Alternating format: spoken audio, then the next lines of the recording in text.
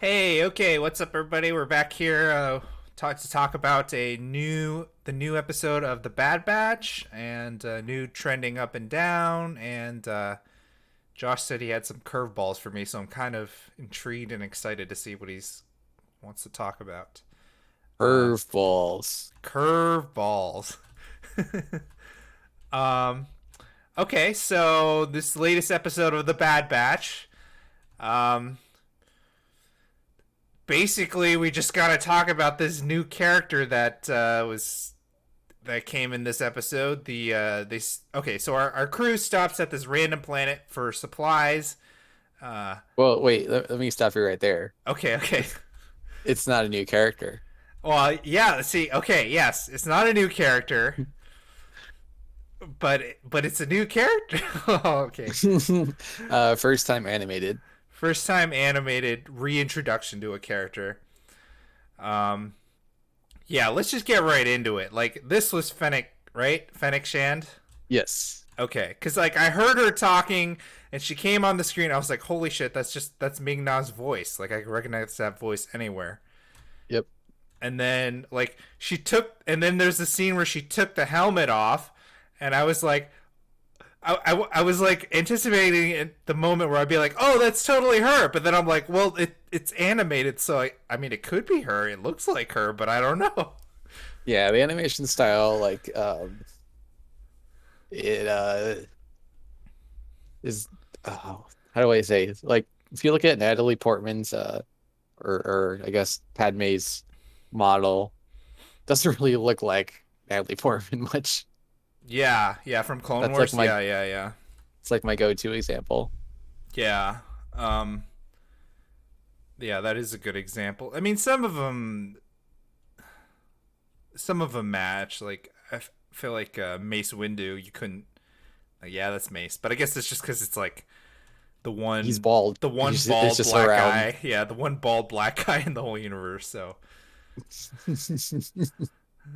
um, but yeah. Anyway, So anyway, Fennec, reintroduction to her. So I like have all these notes, and it's basically all about her. Um, and then I was like, okay, it's animated, but it's like 99% her. That's definitely her. And then I was like, oh, it couldn't be her. No, it is her. Um, and then basically in this whole episode, she's trying to kidnap Omega. Um, and Omega. Omega. And so after got over that initial shock and everything, I started thinking like they didn't really. I might have missed it because I was kind of doing other stuff while I was watching this, but was she hired by the Empire? I'm assuming. Did it really talk about who hired her or any of that stuff? So I think that's the big mystery. So let's talk through the options. I don't think it's the Empire. Um, I it could be Nala Se, uh, which there's The like a connection there, right? Because You mean like her Camino and adopted mother? It, is that right, who that? Okay. because Fennec Shan doesn't kill her immediately. She's trying to capture her and bring her home. And So typically bounty hunters don't care if you kill them. right, remember no disintegrations. Um, Okay. so so later, of course, Fennec becomes partners with Boba, who at this time is Omega's age. So I think Nalase is the most likely candidate. It could also be um, just, I mean, how many people really know that Omega exists? Yeah, and her quote unquote importance too, right? Yeah, like if it was Tarkin, for example, he'd probably send he'd probably send them after the Bad Batch, not Omega. Yeah, that's a good point. So I think that's gonna lead into a Fennec Shand and Bad Batch team up at some point. Okay. Cause that is that where all of these go? Like you start off as rivals, like and then Then they end up feel like, Yes, yeah, they're like it's the working on the Dragon same Ball team. Z formula. The Dragon Ball Uh, Z formula. it's basically what happened in Mandalorian. Yeah, yeah, repeating. Yeah. Um, That's cup. all. Every single comic book storyline is that. Whenever they introduce a new rival character, yeah, Well, every hero before they team up, they have to fight each other. yeah, that's true. For every King Kong versus Godzilla, there's like 1,000 comic books that did it before. Yes, exactly. um, I was a little bit confused about the timeline here. Uh, this is like right when the Empire is forming, so she's got to be a heck of a lot younger than she is in Mandalorian, right? Well, right. So if we scale, um, she would be, let's say she's 18. Um, she would be then like 8 years older than Boba, even in Mandalorian. Well, to be fair, like the actress herself looks the same as she did like 30 years ago. Right. She, So it's a little she bit more herself does not believable. age. Yeah, it's a little bit That's more not, believable. But when you that's a said funny coincidence. yeah, but when you brought up Bubba right now, I'm like, man, he looks old. Like even Yeah, he even the looks old. actor, you see him outside of the show or whatever, he does look old, but uh, So I think there's something to like tattooing that ages you, like being in the sun all the time. in the If you look desert. at Obi-Wan, Yeah, yeah, yeah. That's true. Obi-Wan too. Obi-Wan is also ancient, even though he's what, 40 in episode 4. And then we're gonna see the in the new Obi-Wan show, he's gonna be like even older than episode 3, and he's supposed to be like what, like 6 years before A New Hope, and Yeah, he's yeah. just gonna look like Ewan McGregor does. He's like, whoa, what happened in those 6 years, Obi-Wan? Like, And then you have um who's Satine's sister, Bo-Katan. Bo-Katan looks like she's 18. yeah, her too. Yeah, yeah, yeah. Yeah. Man, these Star Wars actresses, dude. Jeez. I think And like if you brought except for Natalie Leia. Portman, if you brought Natalie Portman back too, like she looks hella young too. Yeah, Natalie Portman still looks the same. Right, maybe like her eyes are a little more sunken in. Um, but yeah, I mean, that's like a Star Wars trope that the women don't get old, except for Leia. They either they either die or become villains, or I don't know.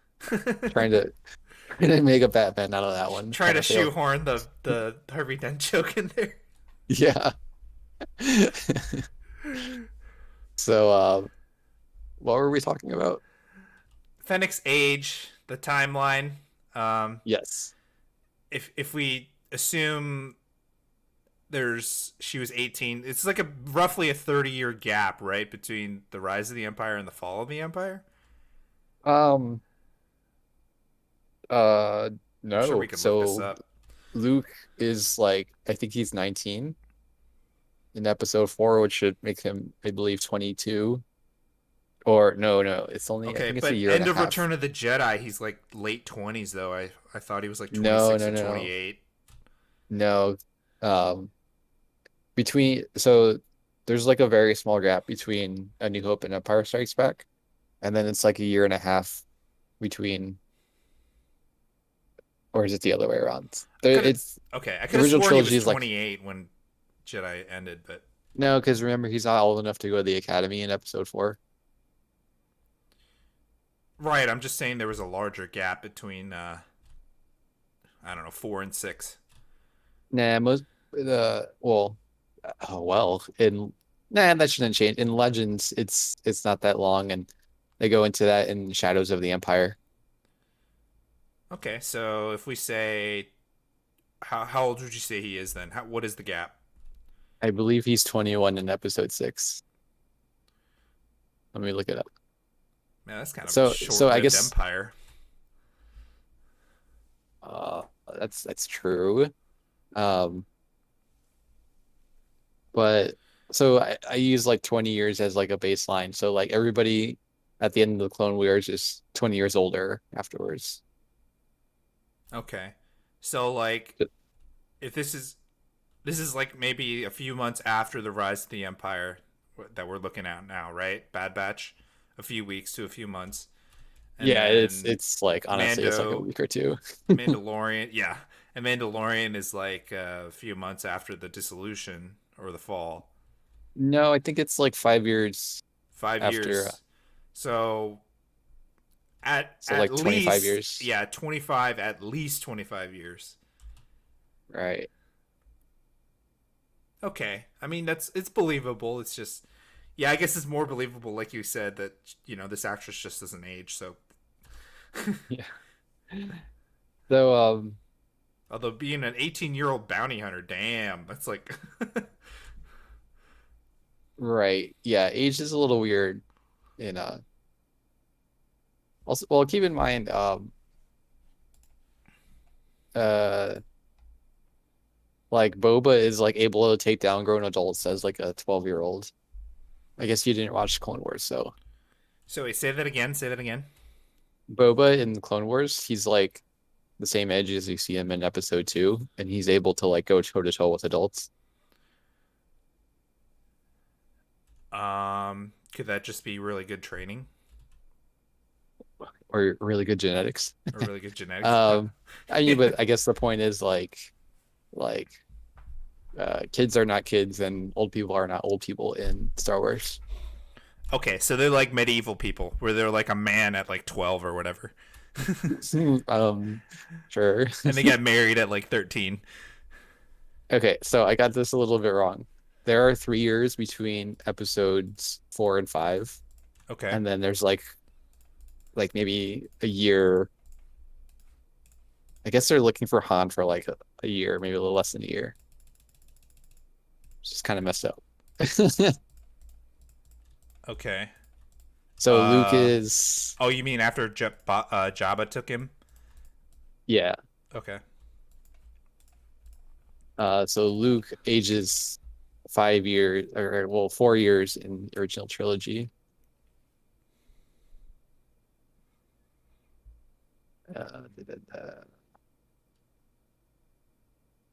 Yeah, he's 19 in episode 4. Too Got that right young to at go to the least. academy at 19?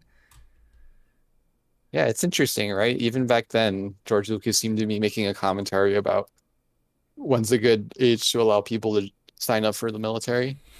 Oh, I see. Okay. Yeah, yeah, yeah. Just so I'm so indoctrinated into today's society. Right.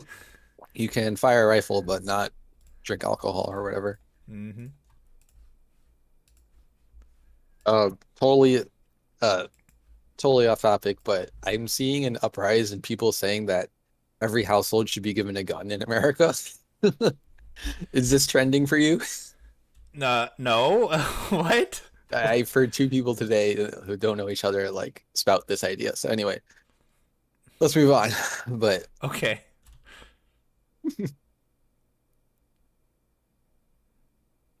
Um that was totally random. Okay. yeah, yeah. Yeah, I don't have very many other notes on the episode. Other than that, I do have one little thing I said was Echo got sold as a droid by Hunter to some unsuspecting dude. And I was like, seems like there should be an easy way to check if a droid is a real working droid, but okay. Um, Well, one thing that we don't see a lot in the screen, there are lifelike droids. They're just not very common. They're very expensive. So, but yeah, I don't know. That oh, so he like doubly ripped him off then. He's like, this is one of those lifelike droids. Pay me what even more. yeah, so Hunter sold as like a military model, which doesn't really make sense because well, I mean, I guess he could have been claiming that he was a separatist droid, but the Republic didn't really use droids in their army. It'd be weird. So yeah, I thought it was interesting the price that, I think there's like something you can do with like the economics of it. Says we have like 10,000. that Han owes to Jabba as like a baseline. And that's like an exorbitant price for him to give them passage to Alderaan. Uh, so I guess it's like weird. It's like a droid is 3,000, but like Luke thinks that they can buy a ship for 10,000 credits. But and like to what extent does inflation get into account? Because I think if you are the Empire is distributing their own currency, shouldn't that induce massive inflation as you're trying to like basically standardize and take in all this other currency? Yeah, I mean there'd be a lot of uncertainty in the beginning because they're trying to get everybody to convert their currency into credits right Right. now. That seems to be like the big thing right now.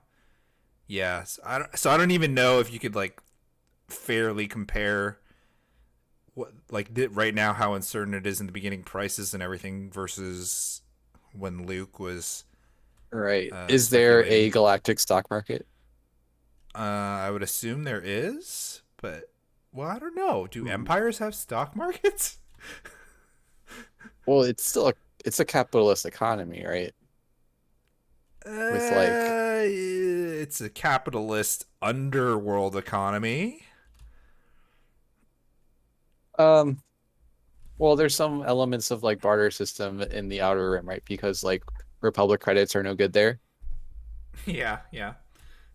And then you have like authoritarian systems, especially as the rise of the empire, they start implementing slave labor and conscription.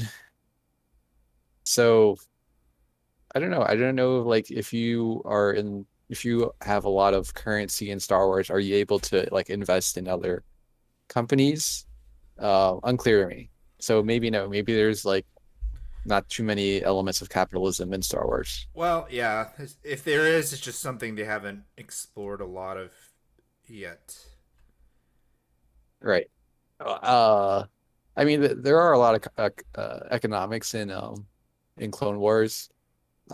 There's like the banking clan, there's the Trade Federation, obviously, Oh, I forgot about and the banking. Yeah, I did see that episode. Yeah, so the banking clan issuing loans, but they're also like a sovereign entity. it's like the So Iron like Bank that's in yeah in Game of Thrones or yeah, something. Yeah. it's yeah, I don't know. It's interesting. I need to write an essay on the economics of Star Wars. if they do have a if they do have above board like capital investitures or businesses and everything, it's not explored a lot. No, And no. it's probably not like how it is right now in uh, most of the world right now. Yeah, for sure. Agree. Although we'll get into that later. I've got some things to share with you. Oh, okay, all right. Um, do you want to move on to other things I've been watching then this week? Yeah, let's go for it. Okay, so first up, so this has been a rough week for me because uh repeatedly I'm like, oh, I'm just gonna start watching this new show at like 12:30 and this will put me to sleep. Next thing I know, it's like 4 in the morning. I'm like, oh, I'm screwed. So the first one is Castlevania, which I had just started watching the last time we spoke. Hmm. Um, Finished the whole thing. It seems like an end to the characters. So here's the thing about Castlevania. It's all about like the lineage. So like there's always a different Belmont or whoever, and so it seems like we're done with this time period. Obviously, like Alucard is timeless, and um, they can bring him back if they like go forward in time. But it seems like they have wrapped up the saga of these characters in a satisfying way. I think there's like character development, a couple twists. The villain reveal is like satisfying because it's like not out of nowhere, but it's also like, oh snap. So I really enjoyed it. Okay, nice. Um, so So you say it wrapped it up. They're not going to do like a season 5, or if they do, they'll change the characters, or If they do a season 5, I think they would go forward in time. They would have some different characters. okay, all right. That's my thought process. Because the way it, well, um, actually, now that I think about it, maybe, maybe like 20 years in the future. Not like not that far. That's my prediction. You can write that down as a prediction. Okay, Castlevania season 5 will be 20 years in the future. I'll take your. Do you want me to write it down? I can write it down. No, I won't write it down. All right. So that did you have any other thoughts about this show that you haven't watched? I don't really know what it's about. Uh, Castlevania? uh, I'm assuming it's about a castle, and Wait, you didn't know anything about Castlevania. not much. No. Okay, so it's a game. Uh Oh, I did know that. I did know that. and there's like, obviously like many different Castlevanias. Uh so it's a Dracula story. Um I think you should watch it if you like Dracula. It's a good If I depiction of like Dracula. Dracula, Do you what? like Dracula? I don't know if I like or dislike Dracula.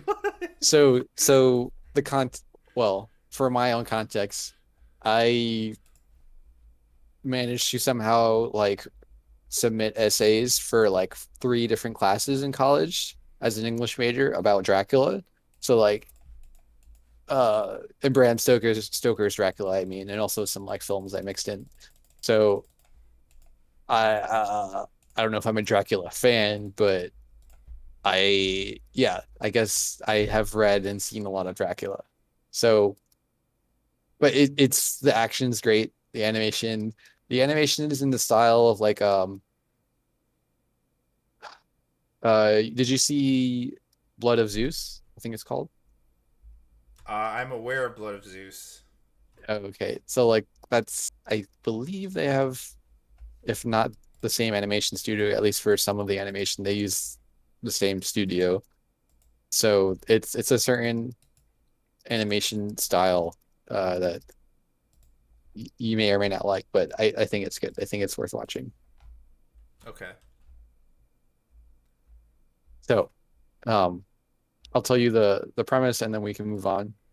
Uh Dracula is like a benevolent and wise old vampire, and he marries a human woman, teaches her science, and then the religious people of a certain city uh, burn her at the stake for being a witch. Dracula goes completely nuts and sets about to destroy the world and enslave humanity. Oh, jeez. Okay. And Oh my yeah, god. Okay. it's really good.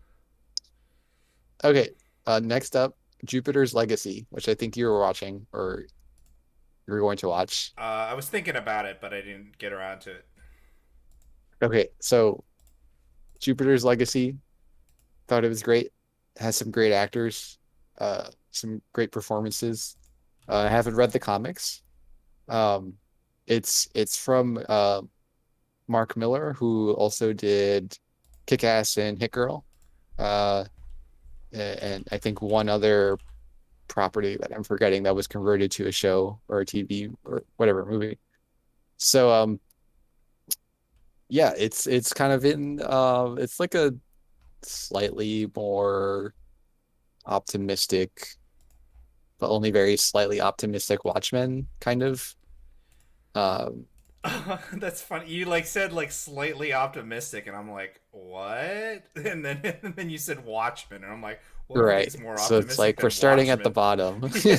going one rung up. But yeah, I think the tone of that, it's yeah, it's like maybe like Watchmen plot with kick-ass dialogue, something like that. Okay. All right. Um, So is so things that I am aware of the in this show. don't spoil it for me. So without spoiling it, is there a satisfactory conclusion to what happened to them when they went to that island to get the powers? Yes. Okay, it's not just some BS. Okay. No, yeah. So what they do is they have uh two two plot lines. You remember like Arrow, they had like the island and Yeah, then like the present day. the island flashbacks and yeah. Yeah, they kind of tell the story of them getting their powers in the same way. Okay. Um, is it believable? Like, how old are they supposed to be? They're supposed to be like 90 years old or something. So they get their powers, I believe, 1930. Uh, well, the flashback starts in 1929.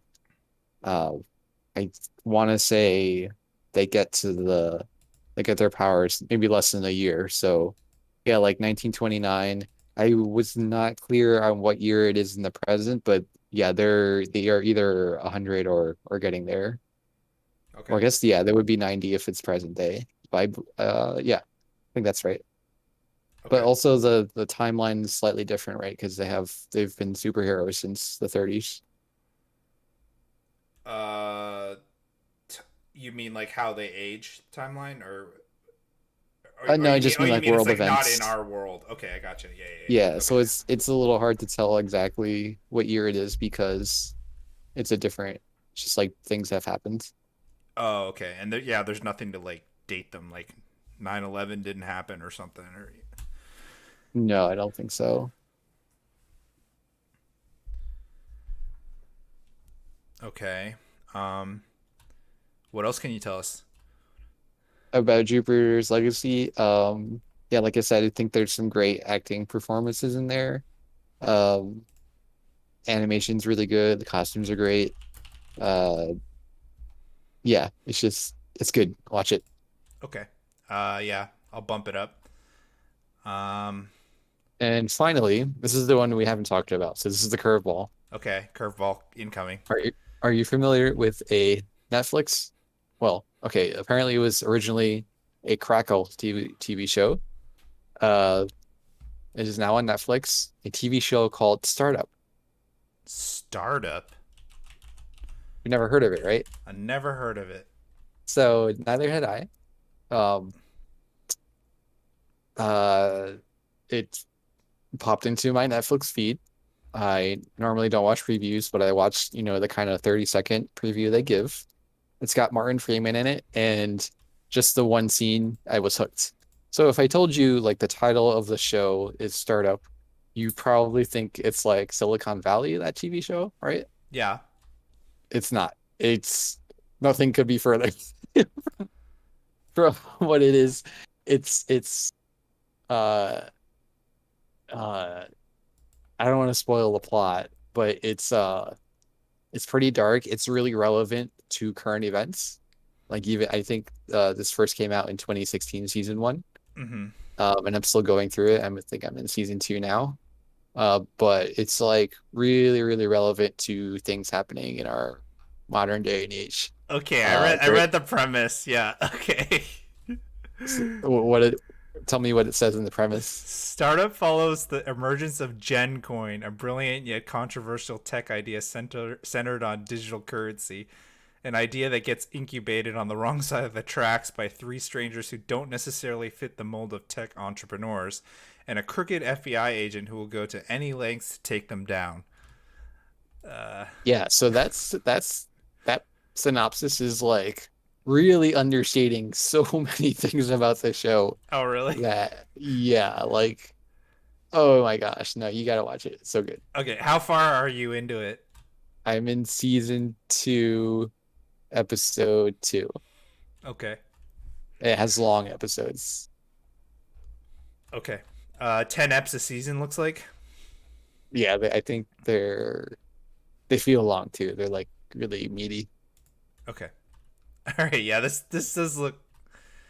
does look funny. I'm gonna go to Netflix right now and put it on my list or whatever.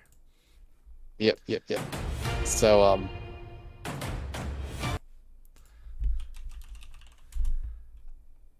so that was kind of my week. It was a good week. I feel like I didn't have any misses. I didn't watch anything and be like, oh man, I regret this. So There's a Korean version with the same name. I wonder if continue to this is branch out and discover new things. young entrepreneurs. No, okay, this looks more serious. All right, if this is good, I might have to recommend it to my dad. Startup, Yeah, he's been talking to me a lot about digital currency and stuff because cryptocurrency. yeah, crypto. Yeah. Oh, I think your dad is also, is he an entrepreneur? Kind of. Yeah, He's yeah, into that stuff. Let's say, yeah. yeah. No, you gotta watch. You got that. I think your dad will like. I haven't met your dad, but sounds like it's right in his wheelhouse. He likes Silicon Valley, so So this is actually set in Miami, which is another plus for me. I'm reaching this stage in my life where even though I live in New York, I'm getting tired of movies set in New York. So I like movies in like Chicago or Miami or the Midwest, like different areas, Texas, that is outside of like the normal New York, LA. Like you know what I schema. really want? I want like a serious action movie in Seattle because everything set in Seattle is like a romantic comedy or a romantic Sleepless in drama. Seattle, Yeah. Uh, and it's just like the biggest Grey's twist. Anatomy. Yeah, Grey's Anatomy. The biggest twist we got was last year's Super Intelligence by Melissa McCarthy. Um, and that's just like a straight up comedy, and it was like not even that great of a comedy. So I want like a hard action, like save the world movie in Seattle, because those are always in like New York, right? Yeah, or I think something that broke the mold a little bit was Battle for LA. Um, Yes, yes, love that movie. so yeah, normally we the aliens invade the East Coast, but this time you got hit on the West Coast. Yeah, I don't know. That's like an interesting thing. Like why one thing that's like interesting is the obvious thing would be to blow up your needle. What's your needle called? The Space Needle, yeah, yeah, yeah. And like but that's like some really bad iconography after 9/11. I don't know if the world's ready to see the needle get blown up. Um, okay, well, all right. When you bring up 9/11, like, geez, okay. But Yeah, I I mean kind of want to you see it destroyed on the big screen, though. But it'd also be right. like it couldn't be like an Independence Day type thing because there's like nothing important in the Space Needle, right? I have no idea. Well, if you watch Men in Black, then there's something very important. Um, Oh wait, no, that's not the Space Needle, that's right? not the That's Space Needle. I thought that's in New York too, or New Jersey. uh Men in Black is set in New York. I think the what is The, it, the World's Fair? the world, That's yeah, I think that's in New Jersey or across yes, the, yeah, you're right, because they take that scene where they go in the tunnel. yeah, yeah, yeah. I've been there when I was little.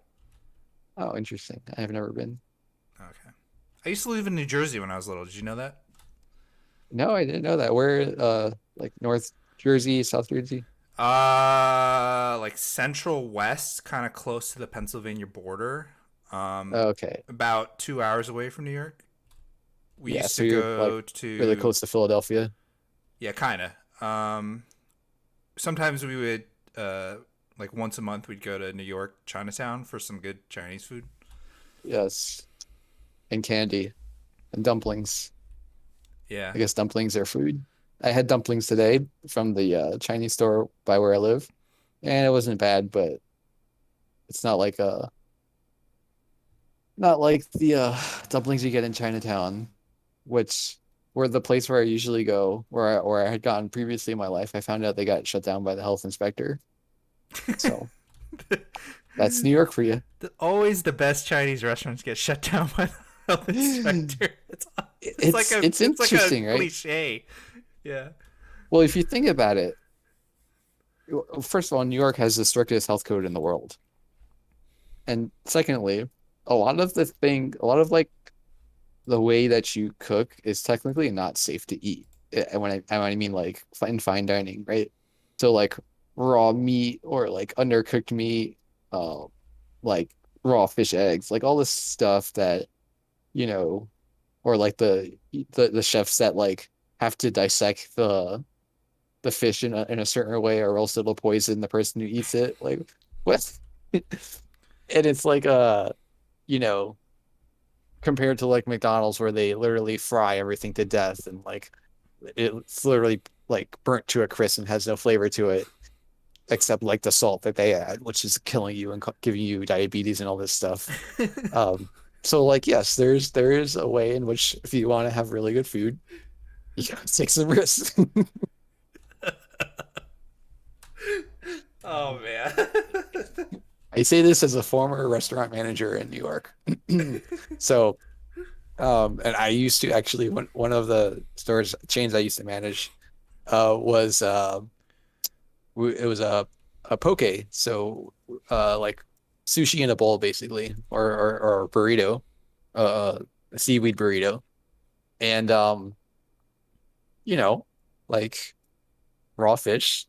Like we kept it, we did everything to code. That was one thing I said. We kept it cold. Um, Careful with how you handle it. You know, wash hands, do everything right. Hmm. There's always a risk though associated with it. It's a non-zero risk. And but you know what? People we had customers that came in and ate there every day of the week. Not every day, every weekday, 5 days a week they would go in and have fish for lunch, raw fish for lunch, which is like not recommended, right? You're gonna get mercury poisoning or whatever. But you know, guess they can't resist the flavor. Um. Wow. Okay, I didn't know. Yeah. Yeah. I guess it's one of those things. It's like everything is, or what is the saying? Like uh, there's you can always have too much of one thing, right? Like everything is good as long Yeah. as it's in moderation. Yeah. But uh for different reasons though, like some things you are not good to have too much of because they'll start like they'll throw you out of balance. Like if for example, if you only eat bread every day, right? You'll have too much carbs and like carbs by themselves are not bad, but you also need your proteins and your fats. So and your other vitamins and minerals. And then there's stuff that like mercury or cholesterol, which will actively kill you and not for the lack of like other things in your diet. Like if Fair, you just have too much of this, you will die. So yes, moderation, but for different reasons. okay, fair point. Fair point. um, totally random side question. You've lived in New York all your life, right? Yes. Have you been? Had you been to the Twin Towers before 9/11? Um, no, I don't think I ever went there. I've been there since, but I have not I did not go to see them before 9/11. I Oh, was okay, uh I was 12 at the time. okay, okay. I was just thinking like the number of people who had actually been to it is like never going to go up, right? So it's like a dwindling population. Who saw the original? Yeah. I mean they've rebuilt it like bigger. Yeah, it's like Uh, one building now, one big building, and then a few smaller buildings. Is it? yeah. I mean that's always the way it was. There was I think 7 different buildings that belonged to the World Trade Center. Mm-hmm. Of course the Twin Towers were like the centerpiece. But yeah, I think it's just one building. I had a job interview there maybe like a year and a half ago. Mm-hmm. So I have actually been inside, but In the big one or the one of the little ones? in the big one, yeah. Oh, okay. Um, Also, I remember you had asked about the parking meters. yes, yes. So I have an update on the parking meters. So in the five boroughs, I was technically correct. They don't have like that style anymore. However, I drove to uh where did I drive? White Plains, which is like just north of the city. Hmm. And we drive up and we're parking. And I'm like, oh my gosh, like they have those old style parking meters here. But I walked up and it did take quarters. However, you could also pay with your app. So, Wait, they so took quarters and an app? yes. These and they were like that style, like the gray, silver. Yep. Pretty Wow. wild, huh? Yeah, pretty wild. So what we can say is um in the Avengers world in the MCU, they were totally inaccurate with those parking meters, right? Uh Yeah, I think, unless well, like unless Thanos did something like the snap made everybody like revert to the regular old fashioned parking meters for some reason. so I believe uh where the final scene of Falcon and Winter Soldier was set was actually at City Hall. Um and yeah, no, that you're not going to find any parking meters in that style down there. Okay. That is our biggest nitpick plot hole That's our of the yes, MCU. that's our immersion breaker. Um, one more random question before we do a little bit of up and down. Hmm. Have you seen Nightcrawler? Jake Gyllenhaal Nightcrawler? Yes. Yes, I have. Okay, great. Did you like it? That's a good question. I was I. I mean, was I immersed in the movie? Yeah. Did I like it? No, because of the ending. I didn't like it. Interesting. Well, I didn't like the ending, but I was entertained. You know, I finished watching like yeah. So I don't know. Okay. Well, I think I like to pair that movie with Drive, which I've been pushing you to watch for like forever now. Oh, I keep forgetting. Okay, yeah. So maybe that's like a conversation we're gonna have, like Nightcrawler versus Drive, because like they're like I in my can't. head at least they're kind of linked. Okay, I can't see how they could be linked at all. But if you say so, They both have cars in them. they both have cars in them. Wow. Yeah. Very very special link there. No movies have cars. Have you seen Initial D, the anime? No, no. Initial Oh, D? are you familiar with it at all? No, never heard of it. Okay, so um just imagine there was like an anime that was like a prequel to Tokyo Drift. Dun, dun, dun. If you wanna go, in Tokyo. No, no, no. Like none of that crappy uh early 2000s music. Do, do, do, do, do, do, do. Yeah. Yeah, okay. Well, it's a little bit slow. It's not for everyone, but if you want to get into um Japanese car anime, Initial D is where you want to be. Okay. Um, you know, you mentioned Tokyo Drift, made me think of Fast and Furious. I mean, they're bringing Han back for Fast and Furious, so I'm like really excited for that. It's like the comics book, dude. No one ever stays dead. Yeah, No one's yeah. ever really gone. Justice for Han. Yeah. And then that just got me thinking. Like, we're gonna have. I mean, we're kind of in a lull right now for like mainstream movies, but I think in the next couple 2 to 3 months, we're gonna be like talking about a lot of stuff. Um, Uh, um, well, let's get into up and downs then, because I probably I honestly have two ups instead of okay, two. uh. That's fine. That's fine. Yeah. Let's move it into ups and downs. Let me get the overlay. All right, you want me to go first? Yep. You go first. Okay, okay, overlay ready. Let's go. So my first up is Julia Louis-Dreyfus. So um Whoa. Okay. So let's talk about this. Obviously, Veep around for 7 years. There's so many TV shows that are good that do not make it to 7 years. Uh, so congrats on a successful series that ended in 2019. But she's not done. She's now going to be what I predict is going to be a recurring character in the MCU. Hmm.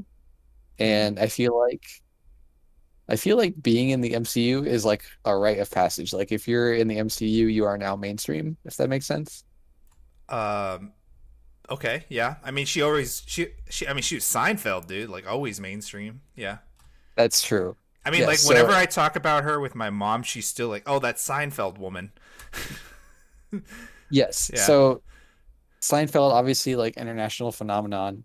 Seinfeld, interesting, only lasted 8 years. Versus some other I longer mean, mainstays. like it's just wild that it feels like it's this main centerpiece of like American pop culture, Hmm. and compared to like something like uh General Hospital, which has like gone on forever. Whoa. Okay. Okay. But you're getting it's soap opera territory. All those soap operas are like older than you and me combined. Like. Okay, maybe Yeah. not the best comparison, but Yeah. okay, so Yeah. Okay. I no. I see what you're saying though. Yeah. let's just list things that Julia Louis-Dreyfus has been in and tell me how long each of them you think has lasted. So, uh, uh, Curb Your Enthusiasm. How many years do you think that was on the air? Well, it's still technically going, right? But you mean the first run? I don't know. Or Eight maybe years. her part in it. I don't Nine remember years. what her part in it was. 9 years. She played Okay. herself. She played herself in the Curb Your Enthusiasm. Oh, okay. All right. Um, Veep, I already told you, was 7 years. Uh, so I guess those are like the long-term things that we can say are on her resume. But yeah, I don't know. I think to have a show that lasted for 7, or I guess maybe technically 8 years in the 2010s, I think that's a big accomplishment. Not gonna argue with you there. Not gonna argue with that. Yep. So let's should we rank? Let's just do the main cast of Seinfeld. Oh, jeez. Let's Okay. rank who has had the best post Seinfeld careers. And of course, reason I ask is because can we say Julia Louis-Dreyfus has had the best post Seinfeld career out of the four of them? Okay. Well, basically, yes. Yeah. Okay. Uh, the way you phrase that. Okay. Yeah. You Not who made the cheated most there, but yeah. money I mean, like Jerry Seinfeld is like basically semi-retired. Um, because he doesn't need to work. Jason, what is his name? Alexander. Alexander is like been in some stuff, but obviously not as big as Julia Louis Dreyfus. And Kramer has been kind of canceled. Yeah. Okay. Yeah. Okay. I agree with you, but it's like that Who meme. could It's like I agree, but I don't like it or something. Whatever that meme is. You're not wrong, and I don't like it. Yeah, you're not wrong. But who could have predicted this? Nobody. Nobody could have predicted it. That's the answer. Anyway, my Okay. second up is Ewan McGregor. Oh, you cheater. Okay.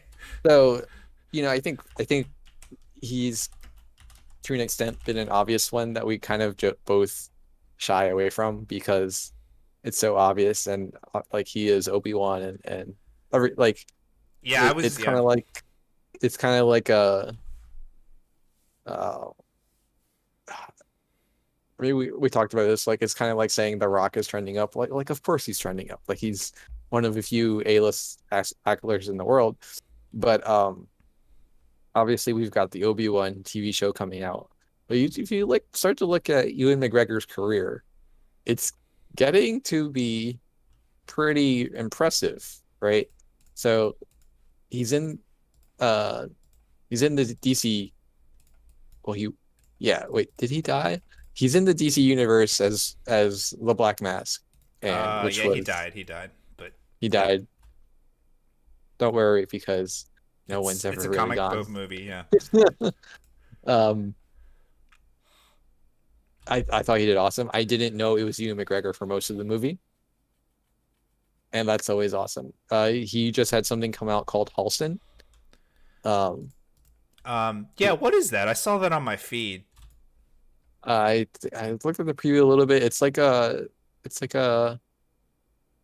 it's he has like a fashion empire or something. It's a real guy. He was a real I, I guy. don't I don't I don't think so. I don't know. Oh, okay. Maybe like an amalgam of people. Yeah, like I don't know, like these fashion names like Louis Vuitton or Tommy Hilfiger. I don't know if any of those have the kind of lifestyle as his character. But I think like that's the idea behind it. I'm sure I'll watch it, and it's getting to the point where it's like Ewan McGregor's in it. Gotta watch it, right? Therefore, trending up. Okay. But I want to. Well, I'll let you share your thoughts, and then I want to kind of go over like some highlights in his career. Yeah, I mean, I think a few weeks ago I was thinking about using him too. So good choice there.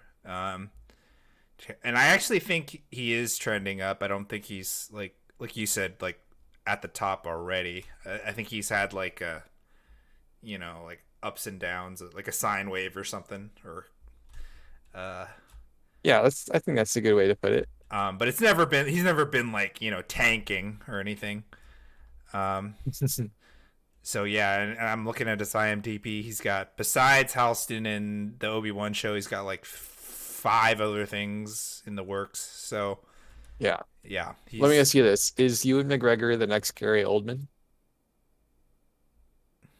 that is a good question. Like a 'Cause good let me character tell you actor where some. you like don't even recognize them in the movie. You don't recognize him. He's in everything. Um, if you're a casual movie watcher, you may not even know his name. But let me tell you some things he's been in. Okay. 1996, Train Spotting. Yep. Yep. He was on ER, so like got that out the way. Moulin Bullshit. When was Rouge. he on ER? Hold on. Hold on. Back up. Back up. When was he on ER? Like a one episode thing or like a long? 1997, one episode. Oh, he was. I remember it. Yeah, he was Duncan robbing the Stewart. yeah, he was robbing the convenience store and one of the nurses got stuck in there with him. Yeah, yeah, yeah. He was so young in there. I just watched that like not too long ago. ER binging, huh? Yeah. Early 2000s, maybe his peak. Uh, Moulin Rouge, Yep. immediately followed by Black Hawk Down and Attack of the Clones in 2002. Yep. Voice robots, voice in the animated movie Robots. The Islands. Oh yeah. Are you talking about that movie where Scarlett Johansson offered to take off her top and Michael Bay said no, it's not necessary, and everybody's like, "Why did you say that, Michael Bay?"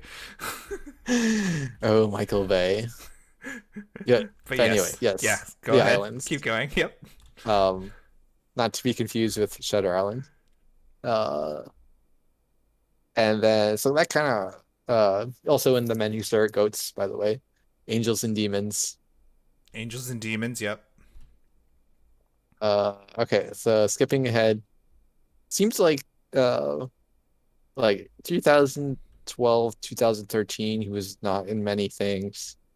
Um, and now it seems like in the last part of the previous decade and now the early part of this, he is trending up again. So T2, Train Spotting, Beauty and the Beast, uh, Fargo, the TV series, Christopher Robin, and now Roman Sionis, Halston, he's got his own thing, Obi-Wan Kenobi, picking up. Picking up. That is a So good pick. Yep. is he 25% of the way towards being Gary Oldman? maybe more than that, like 40%, maybe. There's a good age Interesting. gap. I mean, Gary Oldman's been around since like the 80s. But Gary Oldman, he's I literally mean, Gary been in Oldman is an everything. old man, so ha ha ha.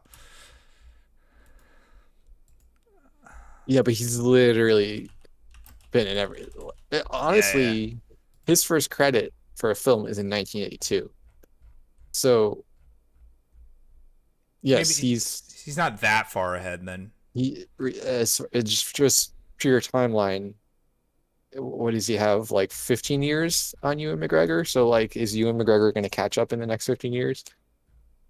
I don't think so. Well, no, not unless like Gary something bad happens to Gary Oldman, which we obviously don't want. No, I mean like, will Ewan McGregor in 15 years be at the point where Gary Oldman is now in 2021? Oh, probably not. Yeah, probably not. I think. Well, let's see. Like, well, I guess like the comparison for Gary Oldman is Daniel Day-Lewis, but I don't really think that's. I think Gary Oldman stands alone. Nah, I wouldn't really compare the two.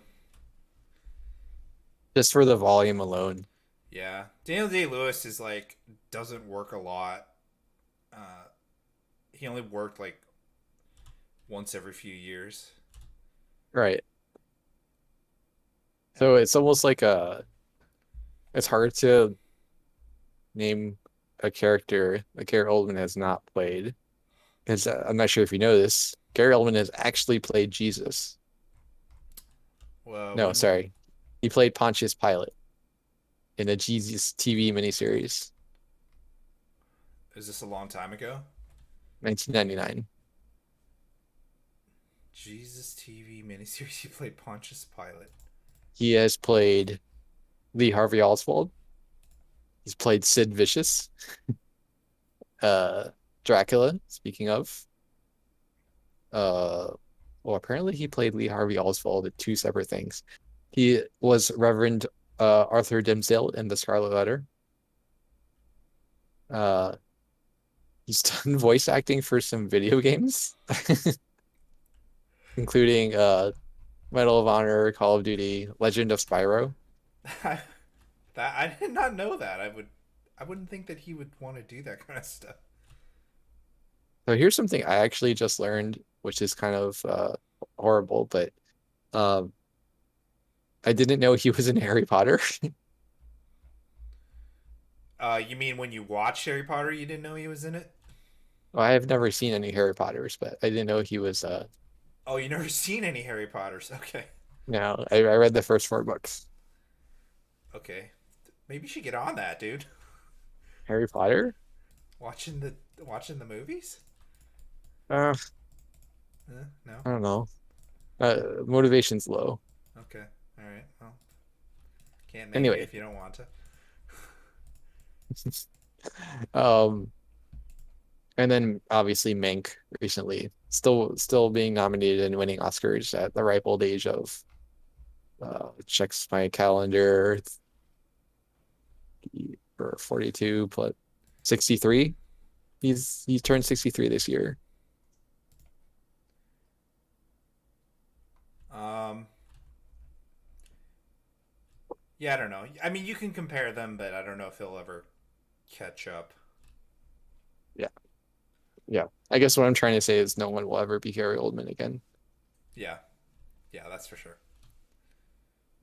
Man, all these movies I'm looking at on this page, I'm like, man, I forgot about that movie and I forgot he was in it.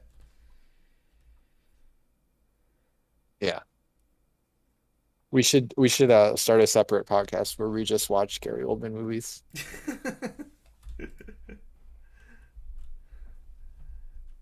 um, Has Gary Oldman been in the MCU? no, he would be a great addition. He could do anything. Literally play any character. Let's Uncle cast Gary Ben. Oldman right Uncle now. Ben. In a flashback, Uncle Ben, Gary Oldman. Yes. Um, I don't know. That was just the first thing that uh, came to mind. I'm sure there's something better. Yeah, there's a couple. I mean, if we're gonna do Spider-Man, I would almost put him as Norman Osborn. Oh yeah, Norman It's a good Osborn. one, right? Yeah, that's a good one. Or no, I think he's a villain. I think he's a villain in the MCU. Yeah, he's great as a villain. Yeah,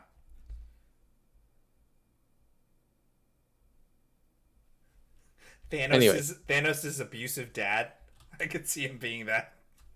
oh, I forgot you his would name. cast him in Eternals. Yeah, and be like Thanos' abusive dad. Oh man. Did you You know, did you ever read the Thanos prequel book that they came out with a few years ago, like right before Infinity War? no. Okay. Wait, did they do like an Infinity Gauntlet, a modern Infinity Gauntlet storyline? No, it just told you how he got the access to the Mind Stone. I think. Oh, he killed all those Because that was like the first thing in the MCU that he gave the Mind Stone to Loki, right? Um, oh, the Mind Stone. Yeah, yeah. I was thinking about the one that the Nova Corps had. no, not the Power Stone. No, no, no. Like in the very beginning, the first Avengers. That was the first uh, Infinity Stone that he had like in his possession. He gave it to Loki. Loki screwed up. Yeah, so it told you like how he came into possession of it.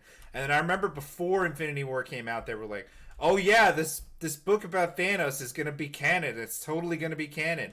And then like I like pre-ordered it and got it. By the time I got it, they were like, "Oh nope, it's not canon anymore." I was like, "You sons of bitches."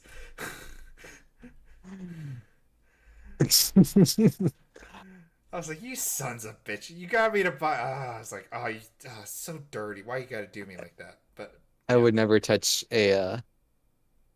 I would never touch a movie tie-in for anything ever. yeah. But I mean, that was like the only thing I've ever done like for that for like a movie tie-in thing. But yeah, his dad in there was pretty kind of uh, neglectful, I would say. So Interesting. Well, if you like neglectful dads in the MCU, you're gonna love Jupiter's Legacy. Let me tell you that. I saw like the first 10 minutes of the first episode, and yeah, he was like yelling at them or something, and then he had to go off and save some people. Uh, first Oh, he was yelling at episode. her for showing her powers, right? Yes. Yeah. And then instead of getting them ice cream, he goes off to save the world. What a terrible dad. Oh man. Netflix must have changed something really recently because now there's like more things that I want to watch than I have time in my feed. Whereas before it was like, yuck, this is not interesting. Uh, is it the feed or is it the content itself? No, I'm pretty sure like this stuff was on here before. I just didn't know it was on here with Oh, like like some startup exceptions. and okay.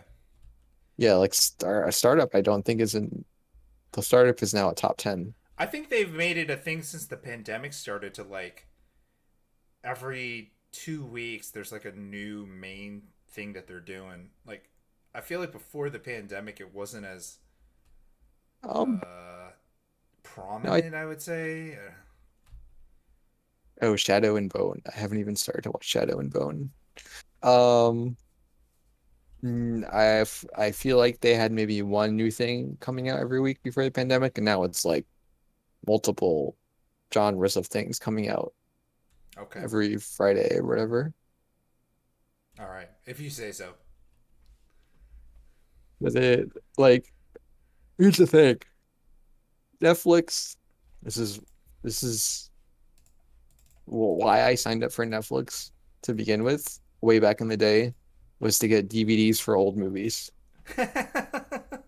And like now it's like so far from that. So like Oh, you were I one of the early adopters, like the old yeah, Netflix I business model. had I think at one time I had the three DVD deal, so I could have three DVDs at a time. Wow.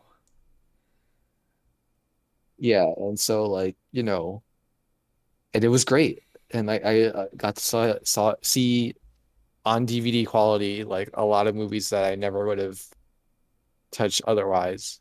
But now it's like to look for classic movies on Netflix, it's like they're buried underneath like all this other random shovelware Yeah. films, like Enter the Dragon. Like I need Bruce Lee's entire filmography, Is that on Jackie Chan, Netflix? Jet Li, Donnie Yen. I need them all in one spot. Is that on Netflix? Enter the Dragon, yeah, it is. Oh wow. Okay. Yeah, that's where I saw it recently. Um, and they've got some old kung fu stuff. Uh, let's see, which of these have I seen? Just like really really old school. Is it Cantonese films? I think is the right adjective. Okay. There's like a it's like Hollywood or Bollywood, but like for like those that genre of kung fu movies in that No, I time think you're period. you're right. You're right. Yeah. The Hong Kong movie scene. Yeah, Yes, Cantonese the Hong movies. Kong. That's probably more accurate than it's probably in Cantonese is why I said Cantonese. But anyway, I was just talking with my dad about the Hong Kong movie scene recently. How it's like declined because it's like the rise of, uh, basically the rise of mainland China. interesting. Yeah. Yeah, interesting. So like, does that mean different kinds of movies are coming out now? It's basically like Hong Kong movie makers can't get finance because all the money is going towards mainland China movies. Um, and it's probably also like a political thing too. Like the Chinese government is like becoming more involved, and wanting to like output their stuff. Yeah. Um, so it's In- because like in the 80s and 90s, like Hong Kong movies were the thing, in Asia. yeah. Yeah, which is what you're watching. Well, you're watching even older stuff too, but yeah, Yeah. Like Iron Monkey is probably my most favorite kung fu movie of all time. yeah. So like that genre, that subgenre, Have you that's watched? it. Have you watched any of the Jet Li Wong Fei Hong movies? Uh, yes, probably. Or I couldn't name one, but The Once Upon a Time in China series. mm, I wonder if those are on Netflix. Probably not. Let me look.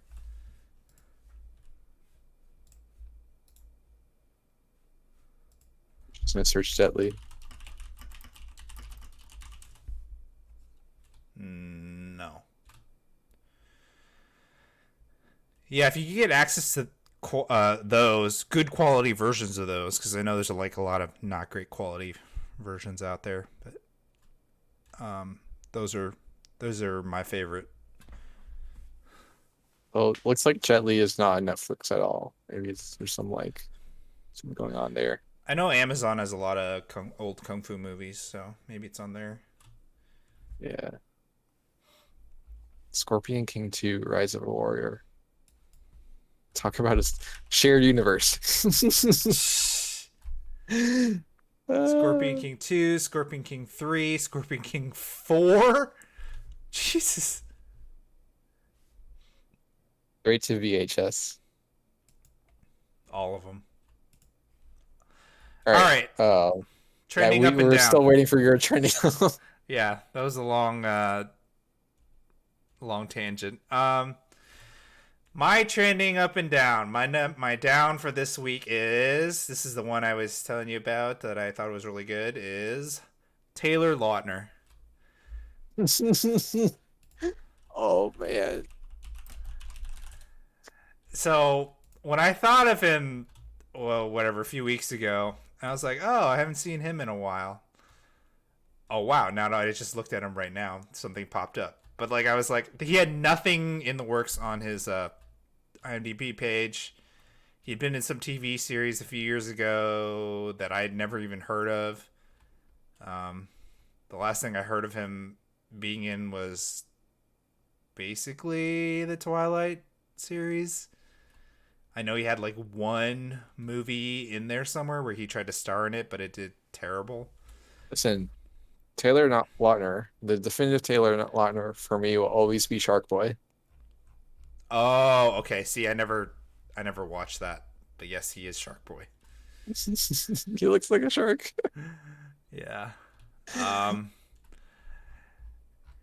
Yeah, because I was thinking about what got me on him was I was thinking of Robert Pattinson, and I was like, hmm oh, and then I thought, oh, what about Taylor Lautner? And then I was thinking of Robert Pattinson for an up, but I didn't choose him. Um. He's I think he's up. He's gonna be Batman, and he's like critically acclaimed now, right? Yeah, So yeah, yeah. No, he is. so so I have to ask, what are your thoughts on Kristen Stewart? Um, man, mixed bag there. Because she's been in some stuff that I like. I thought was pretty good, but then she's been in some real crappy stuff too. So I will read you some of her credits. Probably maybe of most interest for you. She's gonna play Princess Diana, right? She's or Yeah, it's in post production. yeah, yeah, yeah. Um, Uh, she was in Charlie's Angels. Uh, what else we got going on here? so Charlie's Angels, I was really excited for that movie, and then it just ended up being terrible. Um, a lot of her stuff I haven't actually seen. Like, You were wait, back up. You were excited for Charlie's Angels? You had any hope of expectation for that? well, when I first heard it announced, I thought I was yeah, I was excited because I thought they were gonna do it better than the 2000s Charlie's Angels. I don't know. And I Okay, knew Elizabeth Banks was directing, and I like Elizabeth Banks. But then when the movie came out, or when the trailer came out, I was like, eh.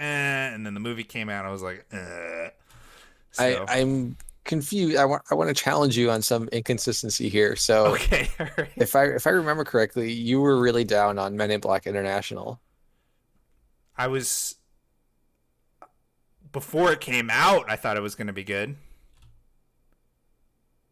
Okay, so so that's fine then. But if and for the record, I liked Men in Black International. I like that movie. Okay. Uh, but okay, look, I think the original Charlie's Angels is like an artifact that can't really be replicated. It's got this style of feminism that's really not Not relevant anymore. maybe even considered feminism anymore. So like, yeah, I don't know. It almost reminded me. I haven't seen it, Well, but I disagree. I think I disagree in the point you're making about that it can't. It's like a relic that can't be brought up anymore. Like I feel like they could do it properly. You just gotta like drop the whole feminism angle. You just gotta make a movie about three kick-ass women um, that that isn't totally predictable in the plot, and has some good action in it. There's like so let me push back here because the whole premise of the show or the movie is that they're Charlie's Angels. They do whatever Charlie wants. This is the male fantasy, Ryan. oh This is, Jesus, oh Jesus. do you think women are like, you know what, I really want to be one day is an angel of Charlie? I mean, it's really an allegory for Playboy bunnies. Oh jeez. Okay, just shut up, dude. Am I wrong? You're just trolling now. Why are you angry at me? I'm right. You're Look in so your heart, dumb. Ryan. You're You'll so know it. dumb. Charlie's Angels is not for women. You're so It's for dumb. men. All right. All right. I am that meme, the male fantasy meme, the girl looking at the screen. All right. I'm you know what? I'm just going to move on. Okay. I did I ruin your trending up? Yeah. Yep, you just totally ruined it for me. Like if we were in the same room, I would just be walking out the door right now. Like, Well, the equivalent would be just logging out of Discord. yeah, yeah. Um, okay, so my trending up in the longest segment of trending up and down ever is John David Washington. All right. Um, I saw him in first thing I saw him in was in Tenet, but he's had some pretty good stuff. Before that, he was in Black KKK Klansman, and he was in Mhm. Ballers, and yeah, and then he was in Malcolm and Marie, which I also saw on Netflix. Um, and so I think he's trending up, and he's the son of beloved actor Denzel Washington, which I did not know when I like Oh, first wow. heard of him. I didn't know that, and And he's really only started being active in the last 4 years. yeah, he was a football player before, and I think he was like injury or something forcing him to retire. So now he's like, Wow. okay, can't play football anymore. Let me Movie star. be a chip off the old block and switch to and he's like killing it too with them at the movies. So yeah, he's um I don't know, he's on his way. He's trending up. He's got some Yep. good stuff. Did you watch Malcolm and Marie? No, I didn't. Okay. Yeah, I watched that one time. It was like really late, and I just put that on, and um, it felt like it. I think it was a. It's either adapted for a play or it was made to be a play because it's just like two people in a room talking the whole time. But it was surprisingly entertaining for that premise. People talking in a room. We need more of those. You know what I noticed today? Okay, so you know what me and my wife tonight we watched Bad Batch, and then I decided to troll her a little bit. Okay. Um, on Disney Plus, they have these two things that I think are new. I didn't notice them before. They have like tours of the Star Wars planets and like tours of the spaceships. Oh, biomes. Yeah, biomes. Yep. So, Yep. I didn't say anything. Just Bad Batch finished. I just put on biomes, and my wife, she's typical millennial. She's on her phone, so she doesn't realize what's happening. So, but she picks up her head.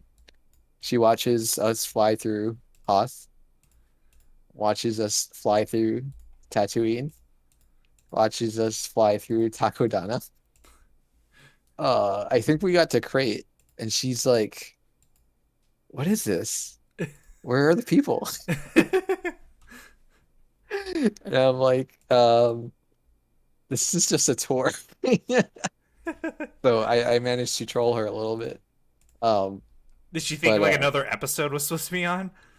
yeah, she's like, "This is a really slow intro," and I'm like, and it's like, oh, what's this? I want to say it's like,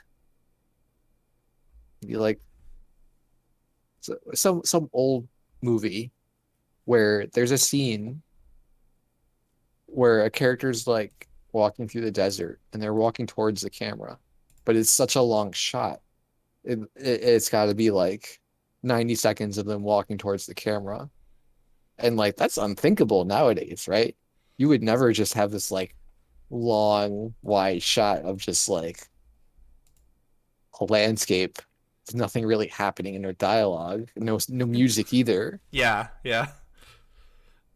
So I think we need more of that. I think we have to swing the pendulum the other way. You mean like have more movies start out like that? No, so I guess where this is all coming from is really, really consistently, the camera is too close. It's just too close. Like, I feel like directors are like, if I put the camera really close to the actor or actress's face, so close you can see the pores on their face, then this is like just translates into good acting because you can see like all their micro expressions, which they don't have. Mm. And like that's modern filmmaking. It's just put the camera really close and like that's boom, we're making a movie. I have something kind of related to that, a pet peeve of mine, Yeah. which is when two people are talking and uh they're not like yelling at each other in their face, and it's not like an intimate scene, but they're talking like right in front of each other. Um, because like the whatever, because the lens that the director is using like requires them to be that close or whatever. It's just like people don't get that close to talk, dude. Like unless they're Right. whispering something to each other and they don't want other people to hear, people don't get that close. Like, and I see that all the time. And it's in like all genres and TV and movies and all the time. And it makes me, I don't know, it Yeah. makes me uncomfortable because I was like, I never get that close to people to talk, especially in the pandemic days. Like, come on. No, for sure. And there's so much dialogue that's written for film that just people don't talk like that, you know. Yeah. So um so the other pet peeve related to that is that I have more is when you have two people talking and so you have the over the shoulder, but uh like one character had it their head is like pointing one way, and then when they switch to the reverse angle, their head is pointing in a totally different way, Oh, or yeah. they're talk Yeah. or they're like talking over their shoulder, but you can clearly see their mouth isn't moving or it doesn't line up. Yeah. It Yeah. bothers me so much. Yeah. Yeah. I don't know if I described that accurately, but Um, because like they're shooting like I think I know what you're saying. Like when they shoot, there's two people talking like they're talking over a table or something, one on each yeah, side of the table, and then like if their face is turned a certain way when they're talking, or the other person is listening and their face is turned a certain way, and then when they flip the camera around to the other person's to see, so you can see the other person, then like right. their head isn't angled the same way that they were talking. And it's because uh they're doing cuts and they're dubbing over the dialogue instead of Oh, doing yeah. one shot. And so like and by the way, Startup has a great long shot uh that I hope you spot. Um Actually, I think it's the opening scene. It might be the opening scene. It is a really is maybe it's like a 5 minute long cut, I should say, not a long shot. Um and I just think it's that's just good. We should do more of that. And you know, I just don't need it. I don't need the camera to be going back and forth. Like, you know, I just Yeah. don't need it. I would rather have less cuts. Maybe I'm getting old. I just can't handle too many cuts in a movie. Um, yeah, I agree. And actually, something I've noticed a trend recently in like the last 5 years, and I thought I was getting old or something, is very, very quick cuts in movies and mostly in Yep, movies, not in TV shows so much. in action movies. Yeah, it's like very, very quick, like so quick where I was like, wait, what just happened? Wait, what? Um, it's like super quick, and I'm like, am I getting old, or are these just cut like really quickly? Like, and you No, can't like it's like less than a frame. It's like 2 frames or something, and it's just no, like, it is getting faster. It just is, and I think it's like a replacement for just good filmmaking. It's just do quick cuts and like yeah. this creates drama somehow or like tension. Since we're on the topic of like pet peeves and stuff, you know, you want to know another pet peeve I have. This one Yeah. is with dialogue though. Um, whenever now this thing I see it pervade like movies, TV shows, and it's been going on for like ever since I've been watching stuff. I just noticed it only a few years ago though, but I think it's very true. Whenever there's a show or a movie with a kid, and the kid either gets in trouble or either through their own fault or not a fault of their own, and two adults are talking about the kid, they will always put the line in, he's a good kid, or she's a good kid, or they're a good kid. But while they're talking, they will always insert that line. I was like, okay, like it makes sense when you're talking about like a kid and they got in trouble or something, like, oh, they're a good kid, they wouldn't like blah blah blah blah, they wouldn't do that or something. But it's just like it's always there. That line is always like it's like more common than "I love you" in movies. It's ridiculous, like how often I hear it. It's just, uh, and now every time I hear it, it's like, I can't get over it. So He's a good kid. he's a Yeah. good kid. They always use that line, and it's just like a little peeve of mine. I see it here. I'm like, Yeah. I remember like the last thing I saw was Chris Evans defending Jacob, and he's like, "Did you watch that show?" So, and then he like says Uh, it in there. I was like, because I was waiting for it to come, because this show is like the quintessential kid. Something happens to this kid, and this father's like trying to do everything he can to defend his son. And so I was like, I'm waiting for this line to come. I'm waiting for this line to come, and it came in like the second episode, and I was like, oh, there it is. yep. Yeah. Um, by the way, have speaking of Chris Evans, have we talked about Knives Out too? The casting, yeah, we talked about it. Oh, okay. Yeah, But okay. Anyway. Um, yeah, for sure. I mean, talking about the dialogue, like to a certain to a certain extent, I can forgive um there's just some key like one thing in writing, right, is one thing uh newer writers they get hung up on is when they're writing their dialogue, you end up with a lot of something something he said, something something she said, and you just end up with this phrase over and over again in your writing. And new writers, they're like, well, I can't just keep writing the same thing over and over again. That's going to be like really boring and lame. Um, and you got to learn like it's there are some things that are okay to repeat, and they serve to ground and to guide the reader or the viewer. It's like, okay, like this is what this means now, even if whether it's subconscious or not. So like I think that it's a he's a good kid is like one of those lines yeah, where it's like, but I think my problem with it more than it is done overdone is that uh too many movies violate the show don't tell rule like way too much. Like the characters just need to spell everything out for us and say everything out loud.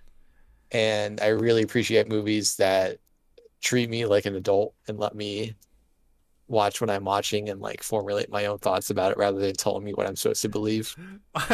while I agree with that, I'm like one of the people that sometimes like misses a lot of the very obvious stuff. So like they're catering to me, Josh. Okay. If it's like how I feel like for the Marvel and the Star Wars shows, I keep telling you like characters don't lie in the show. They don't whatever they say something, that's the truth of to oh, Mark's in the chat. Yeah, Mark. yeah. Mark says, "Yeah. What about us dumb Marines?" So we need help seeing the story. Yeah, so like um I guess. But like there's like levels to it, right? So there are some things that so like when the ship is sinking, right? And the character's like, the ship is sinking. Like, okay, yes, I understand. Like, but there's Okay. Yeah. Yeah. um, like, let's go back to your kid example. It's like, he's a good kid. Well, instead of telling me he's a good kid, why don't you show me that he's a good kid? And doesn't that make him more powerful when later on something happens or that's like shows him changing or puts him in a tough situation because Yeah. Showing at him his heart he like, really yeah, is a showing him good kid. studying or listening to the teacher. Or yeah. I don't know. Or like doing something. So like something that a movie is really powerful at that uh usually they fail is showing scenes where a character is by themselves because that's not something we get in real life, right? We don't know what other people do in their private space, but when you have this like lens where you could see what someone's doing when they think nobody is watching, And like that gives you insight into a character in a way that we don't normally get to experience in our normal human lives. And that's like a really good way to show and not tell. Yeah. Um, I think they do it in comedies because they usually show something funny. But yeah, in like dramas and stuff. Yeah. so like Queen's Gambit, right? Did like sometimes a good job and sometimes a bad job when it related to her drug abuse. Mm-hmm. So like yes, we have scenes of her abusing drugs and they're like showing us, but there's also like every single episode, it's like, you're an alcoholic, you're an alcoholic, you gotta stop drinking. And it's like, we talked about this last episode. Just, you know, like you Yes. don't need to keep, we know. So, and also like nobody, uh, to, to what, to what extent in this modern age where people watch series like a whole series sequentially? Do we need to have these call out dialogues that do exposition for what happened in the last episode, you know? Yeah. Yeah. But we still have a lot of that. Yeah. Anyway, Um. Yeah, that's probably. soapbox over I would agree that is like probably the biggest thing trend in movies that they violate. Yeah. for sure. Trying to think of like a really so actually we can't do a proper podcast without bringing it all the way back to the sequel trilogy. Oh The Jesus Christ! the ultimate violation of this rule We is almost made it, Josh. We almost made almost it. did it. We went an hour and a half. Mark says it's because the attention span of people is ridiculously small. Could be, Could be. could be. Yep. But here's like a really here's like a counterpoint to that, which I think demonstrates that it's maybe something slightly different. Uh, the opening crawl of episode 9. Somehow Palpatine has returned. You gotta be kidding me. You gotta be kidding me. Like somehow he has you gotta do better than that. I'm sorry. I think a lot of time it's just easy to tell the watcher something instead of showing it to them. Deus Ex There's Matthew Machina. too. Booyah. Deus Ex Machina. Booyah. I mean, yes, you are allowed to say Latin words, but I don't know if that's like the same. Deus Ex Machina is also a problem. But I think here what I'm really trying to say is like you know, for things that are related to not only plot but character development, like Ryan brought up, don't tell me they're a good kid. Show me what kind of character are by their actions and what they do. And that's because like that's more powerful, right? Yeah. And Yep. you know, to bring it all the way back to Drive. Drive, I love Drive. Drive. Okay.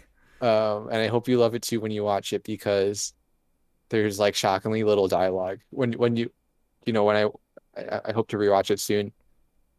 One of the things that struck me and I enjoyed is that uh when I maybe I'm ruining it for you because when I call it out, you might see it.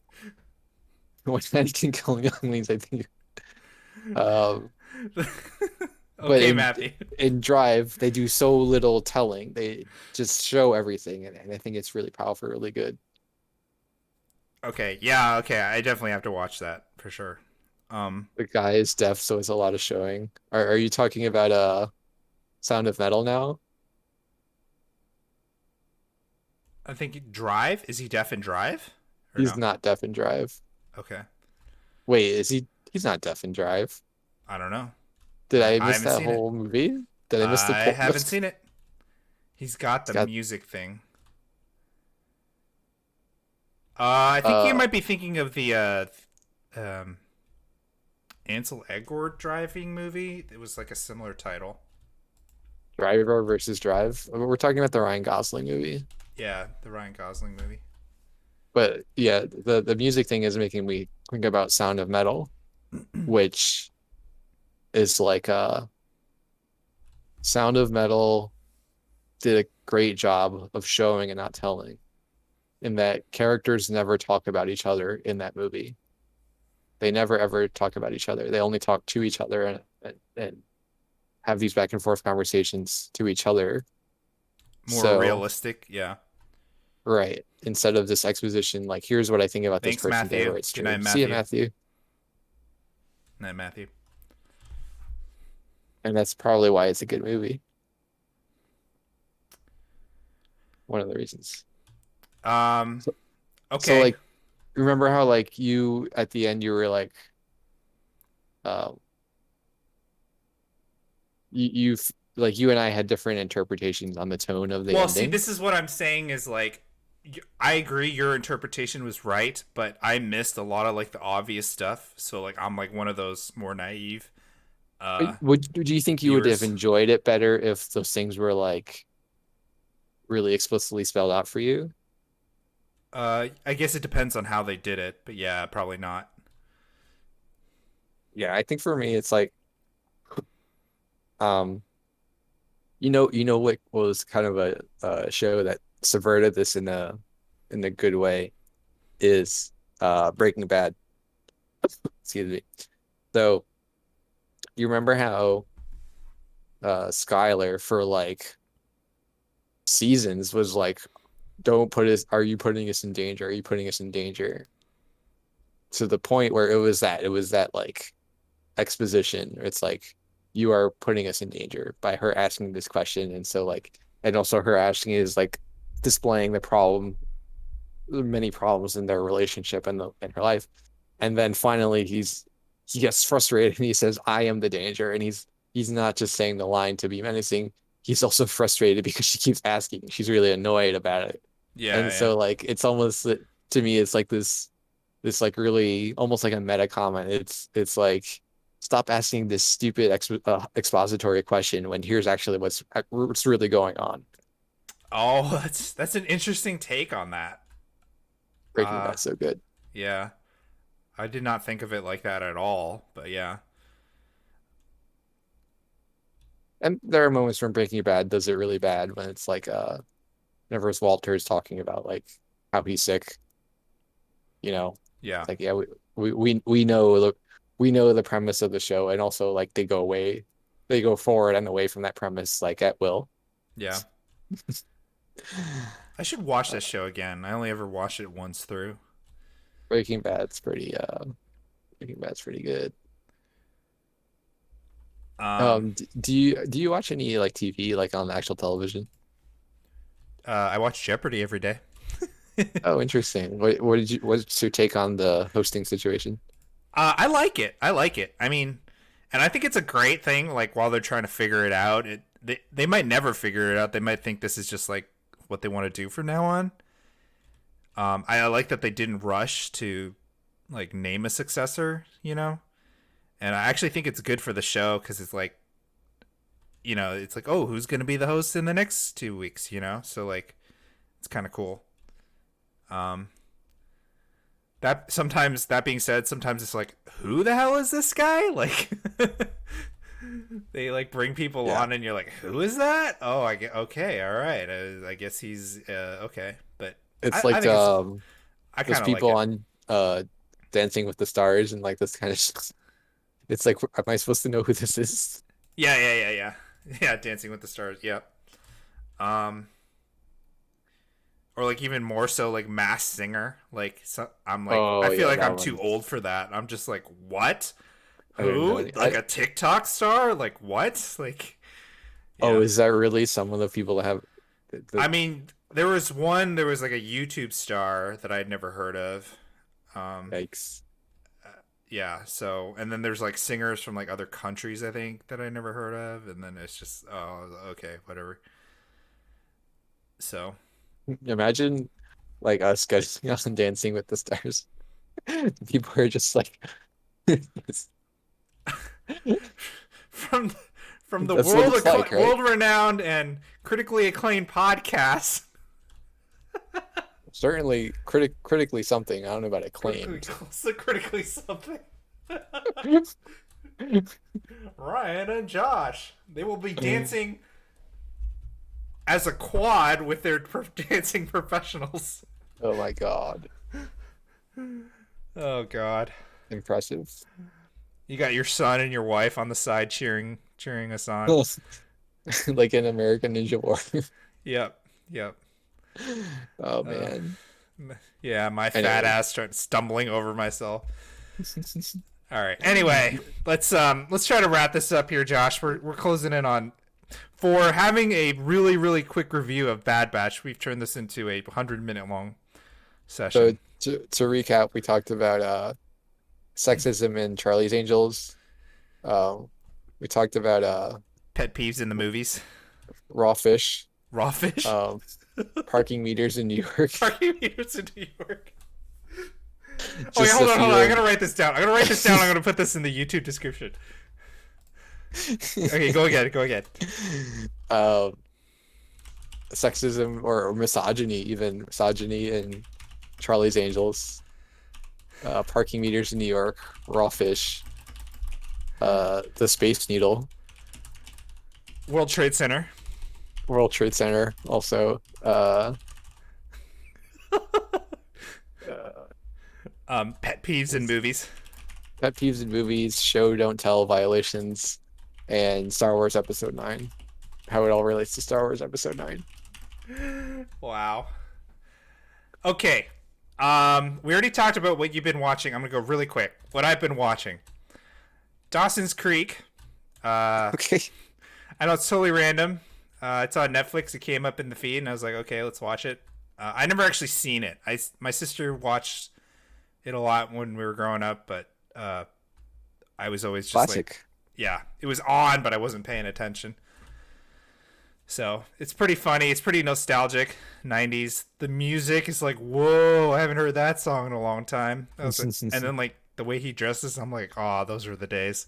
The baggy jeans, the baggy clothes. Like, Yeah. ah, so great. Um, Side note: Dawson is an idiot. But yeah. Was there Um, ever any doubt? I watched Woman in the Widow. Oh, sorry, Woman in the Window on Netflix Hmm. with Amy How, Adams. how was it? Uh, don't recommend. It was all over the place. That's a skip. Yeah. Okay. So like she's supposed to be on like a lot of drugs. So like, but they like incorporated that into how they told the story. So you never really know what she's seeing is real or not. And I hate that kind of movie. Um, What's your opinion on Fight Club? I haven't seen it in a long time, but see, Fight Club like it has like that twist, and then the twist makes you like rethink everything you saw and be like, oh, that makes sense, you know, like Sixth Sense or something like that. Like those are the good kinds of twists. Like this one is just like, oh, is it real or not, or did she really see somebody get killed or not? And like, just I don't. No, Interesting. yeah, I might like it. okay, but yeah, and then I watched the first half of Army of the Dead um, on Netflix, Zack Snyder. So that's going okay. It's like a heist movie in a zombie movie. So Army of the Dead. Nice. yeah, Dave Batista, big fan of his. So yep, I'm gonna finish that, and then I'm thinking about watching Quiet Place 2 next week in the theaters. That will be my Oh first movie man. in the theaters since before the pandemic. Well, congratulations, but I am unclear. It's unclear to me if A Quiet Place is a meme movie or not. A meme movie or not?